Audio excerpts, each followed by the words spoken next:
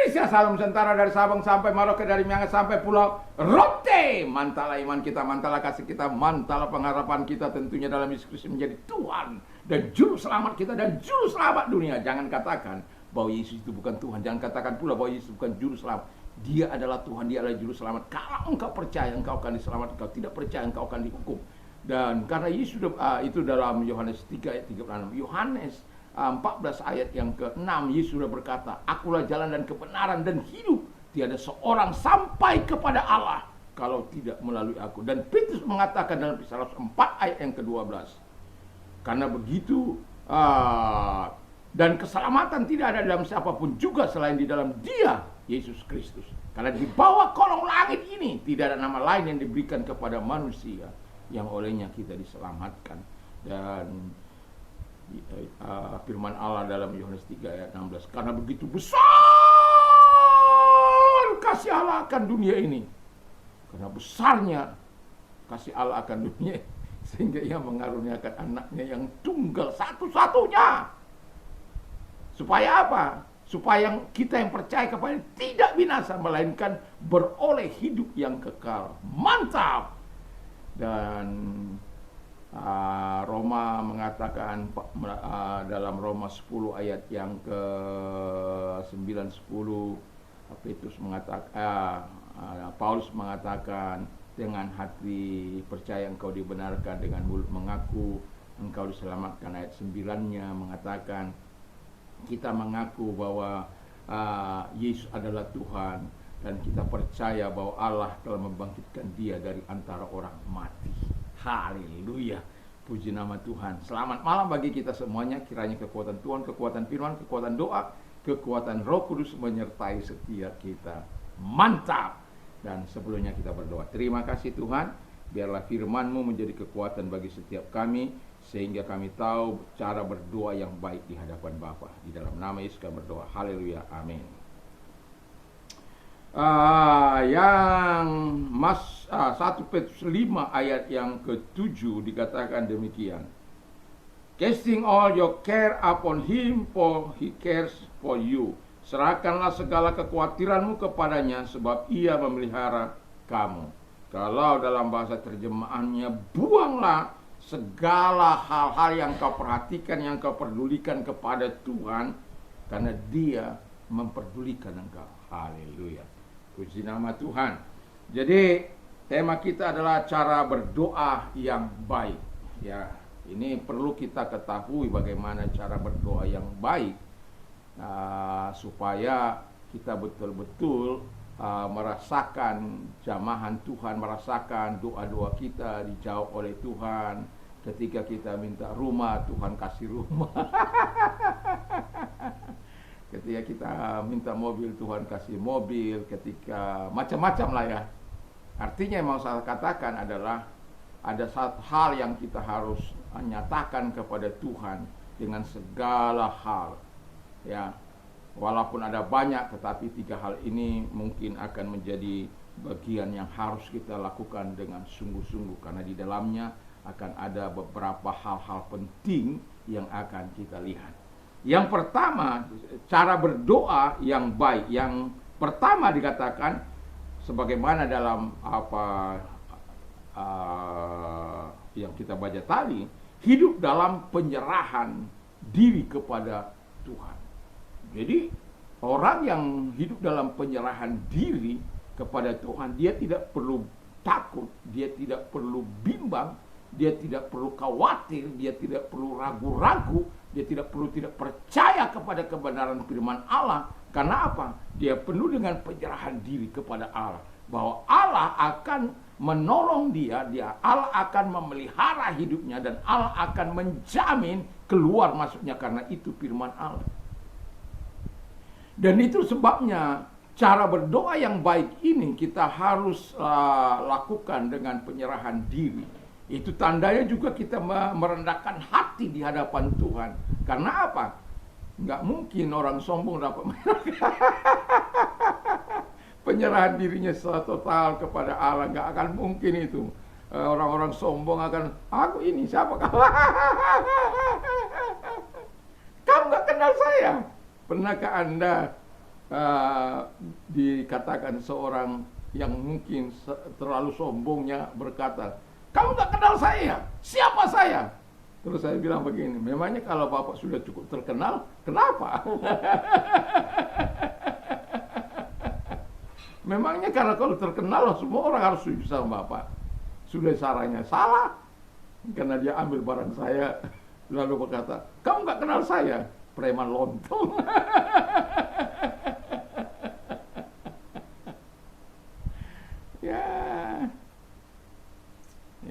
Kadangkala karena sombongnya dia pikir dengan mengatakan dia kamu nggak kenal saya, dia nggak tahu bahwa Tuhan saya jauh lebih besar, lebih dahsyat, lebih kasar, lebih luar biasa. Jadi senyum-senyum saja menghadapi orang-orang seperti itu. Ya, jadi kita harus penuh dengan penyerahan kepada Allah karena Tuhan kita adalah Tuhan yang menjawab doa. Yang kedua kata firman Allah, doa dengan iman. Nanti Anda baca dalam Yakobus 5 ayat 16 bagaimana kalau ada orang yang sakit lalu dipanggil orang untuk berdoa. Doa orang benar itu sangat penuh dengan kuasa. Jadi itu kalau dinaikkan dengan iman, dengan sungguh-sungguh. Tapi ada faktor yang harus kita ingat di situ. Kata kunci adalah orang benar. Sama seperti Elia orang benar. Sehingga ketika dia berkata kepada Ahab bahwa hujan tidak akan datang, terkecuali dia katakan, bayangkan kalau dia katakan 10 tahun yang akan datang, maka kan 10 tahun yang akan datang. Tetapi karena situasi yang sangat rumit pada waktu itu yang sudah dialami orang Israel, yang begitu luar biasa, pada akhirnya Elia menampakkan diri juga. Dan kemudian Ahab bilang, ini yang merusak, kamu yang merusak. Ya. Artinya, apa yang dikatakan oleh Elia bahwa hujan tidak akan datang terkecuali kalau dikatakan. Dan itu sebabnya ketika bujangnya disuruh untuk melihat belum ada tanda-tanda sampai 7 kali, lalu kemudian melihat secara terang, suruh pulang hambamu raja. Nanti kalau tidak dia dikejar oleh hujan itu. Dan terjadilah. Jadi doa yang penuh dengan keyakinan, penuh dengan kepercayaan, dengan sungguh-sungguh, wah, itu sangat besar khasiatnya, sangat besar kuasanya. Dan itu sebabnya ketika saya percaya 1 Maret 1987 kepada Yesus Kristus, saya percaya bahwa dia adalah tabib di atas segala tabib, dokter di atas segala dokter. Saya percaya akan pemeliharaannya sampai hari ini. Dan saya bersyukur bahwa Tuhan tidak pernah ingkar janji. Saya bersyukur. Kalau orang mungkin sudah menggunakan BPJS, saya bukan tidak menggunakan saya bukan tidak mau BPJS. Tetapi karena kemudian saya melihat ada perlakuan yang tidak adil pada waktu itu pada keluarga saya. Dan pada akhirnya saya tidak pernah menggunakan, walaupun sudah berapa lama saya tidak pernah menggunakan BPJS itu. Saya hanya sekedar karena waktu itu ada keterangan dari siapa saya lupa, di TV itu karena saling tolong menolong. Hati saya tergerak karena tolong menolong itu. Tetapi kemudian orang-orang katakan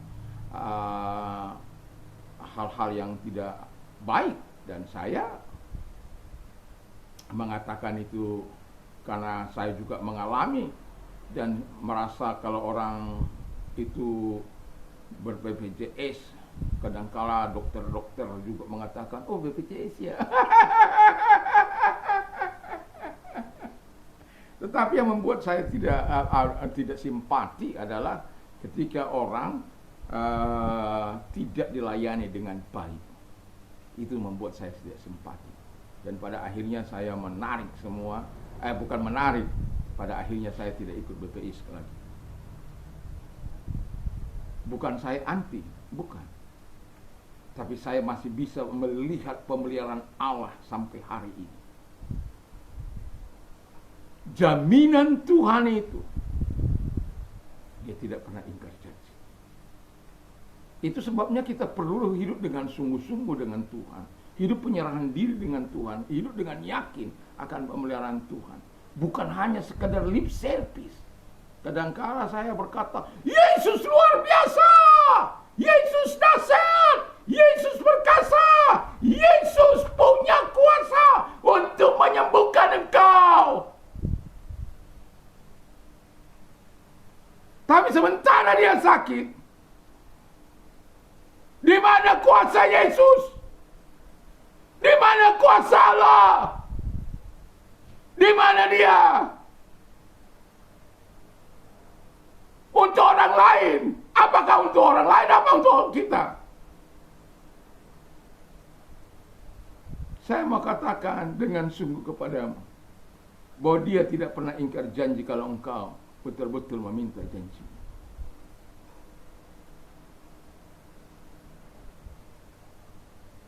Sorry.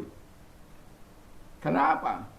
Saya kadang prihatin dengan sikap-sikap manusia.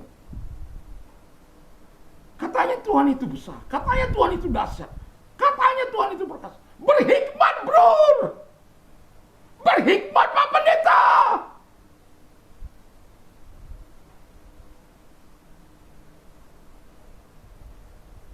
Begitulah kata-kata yang sering saya dengarkan.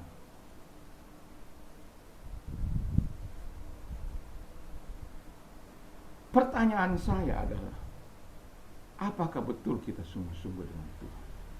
Apakah kita ketika kita berdoa dengan yakin kita dapat mempercayai sebagaimana firman Allah?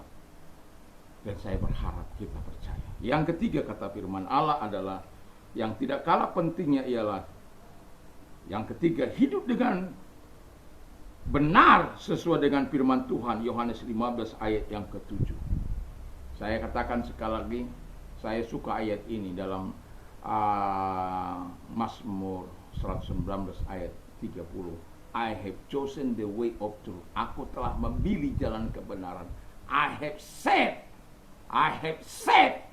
Aku telah menyesuaikan hatiku. I have set my heart with your law. Aku telah menyesuaikan hatiku dengan hukum-hukum. Dan itu perlu kita lakukan. Hiduplah benar di hadapan Tuhan, supaya engkau melihat kemampuan doamu. Kemampuan doa yang kau sampaikan yang penuh dengan kuasa itu. Allah bukan Allah yang berjanji lalu dia tidak menepati. Allah yang berjanji itu adalah Allah yang menepati.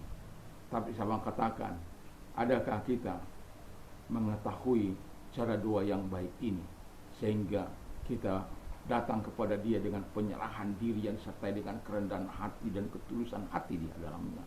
Dan kemudian hidup berdoa dengan iman yang sungguh, karena kita benar di hadapan Tuhan.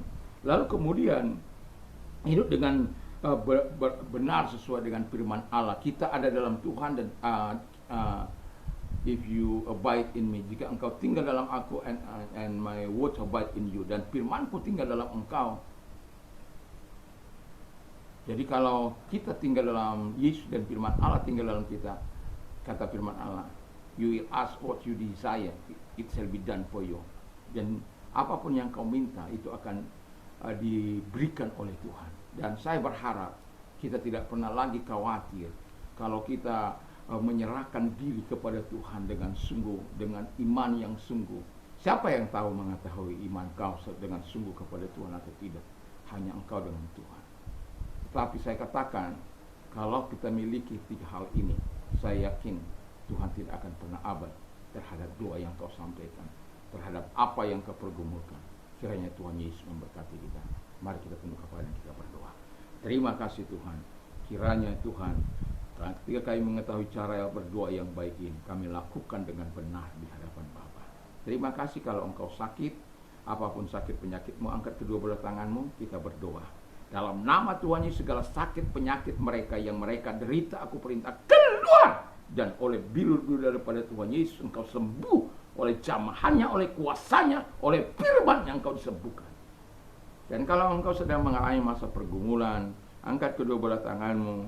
Dan dengarkan firman Allah bahwa ketika engkau menyerahkan segala sesuatu kepada Tuhan, Dia akan memberikan solusi bagimu. Dan kami percaya kepadamu dan lihat tangan-tangannya diangkat kepadamu, genggam tangan mereka supaya mereka tetap percaya kepadamu, percaya pada kuasamu, percaya kepada kemampuanmu, sehingga setiap kami melihat kemuliaan Tuhan. Terima kasih Bapa di surga, dalam nama Yesus kami bersyukur dan kami berdoa. Haleluya. Amin. Selamat malam, selamat kita beristirahat. Tentunya sebelum kita istirahat, mari kita baca firman Allah. Kita cintai firman Allah dalam hidup kita. Taruh firman Allah itu dalam hati kita, sehingga firman Allah itu menguasai kehidupan kita. Damai sejahtera Allah yang melampaui segala akal akan memelihara hati dan pikiranmu. Mantap, mantap, mantap.